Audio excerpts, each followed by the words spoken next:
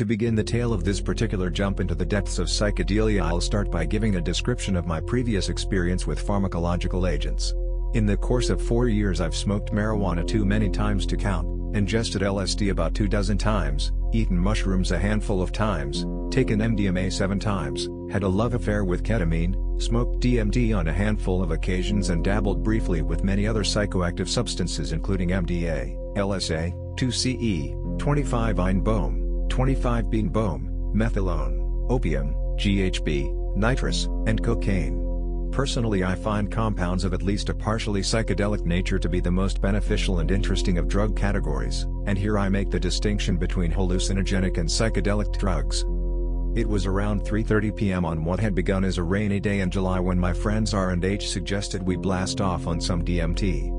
All three of us were in good spirits as we'd spent the previous night at a friend's house babysitting a few people on MDMA. In my personal experience, having to be sober around people who are rolling is so joyful that I might as well have taken the MDMA myself, but there was also the task of explaining to the first-timers that while MDMA is extremely euphoric and pleasurable, it can also be addicting and dangerous and is something to be respected. I've always been slightly offended by its overpopularization of use within hip-hop culture.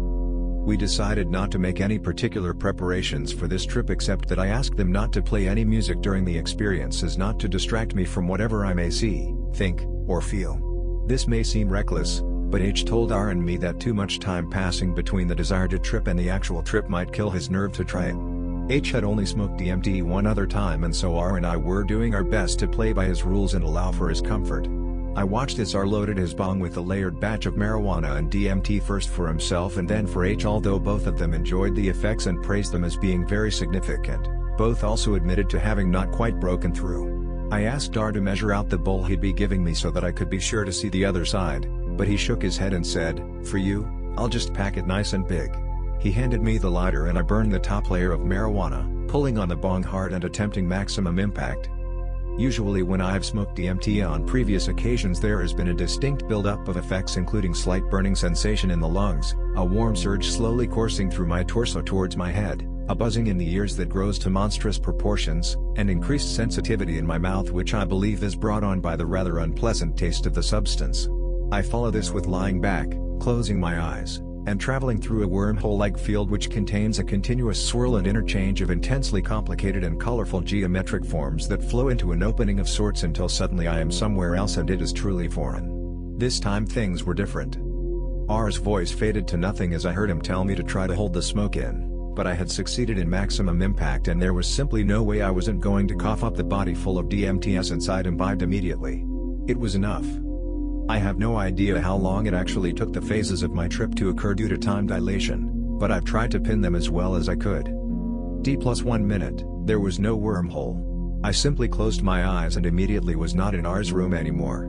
Instead I was surrounded by a dozen or more beings that were dancing in the most acrobatic of fashions, skipping and cartwheeling and moving their bodies in styles I find hard to describe.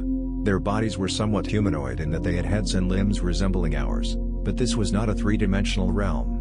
They seemed to be made out of a sort of constantly flowing extra-dimensional energy which pulsed and changed colors rapidly, and I'm fairly certain they had male and female genders or at least two distinct kinds to their race.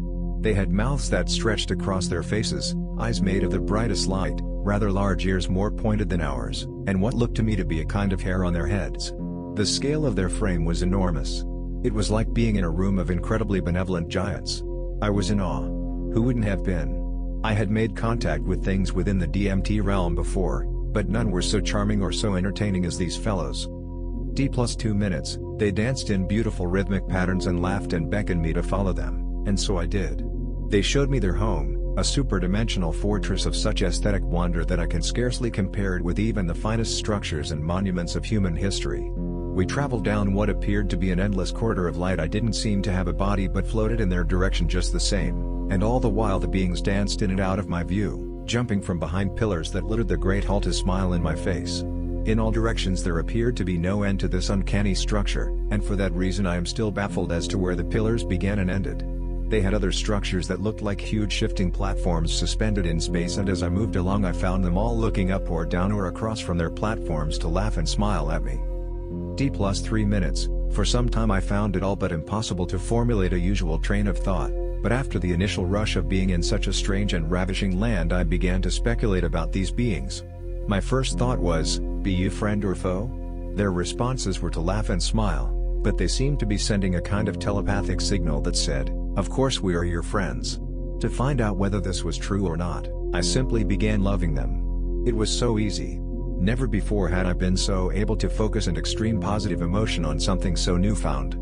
The feeling just flowed so naturally from every corner of my being, and I was so grateful and happy for having found these friends in this far-off world. I told them over and over again that I loved them, and they signaled to me that they loved me as well, and the energy in their already impressive bodies was amplified to an immense glow of pink and orange. They told me that they'd been waiting for me, that they'd been waiting for all of us.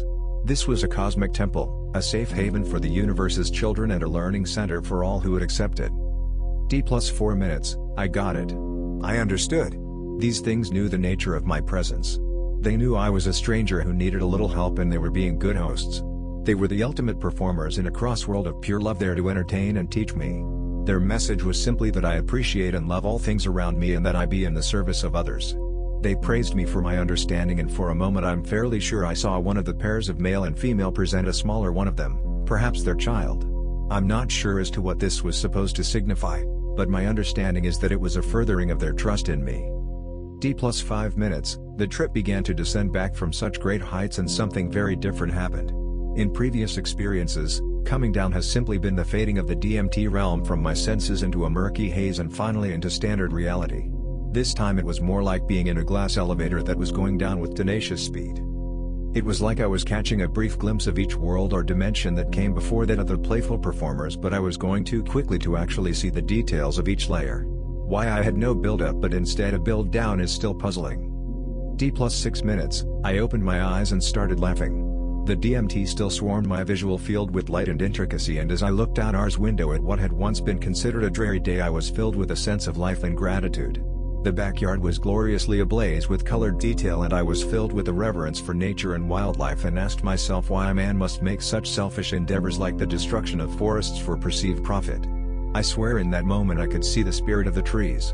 They had faces that smiled at my understanding and hopeful appreciation. Perhaps within our dimensional latitude trees appear to be nothing more than organic statues, but in that range of mind they were easily as sentient as people, if not more so.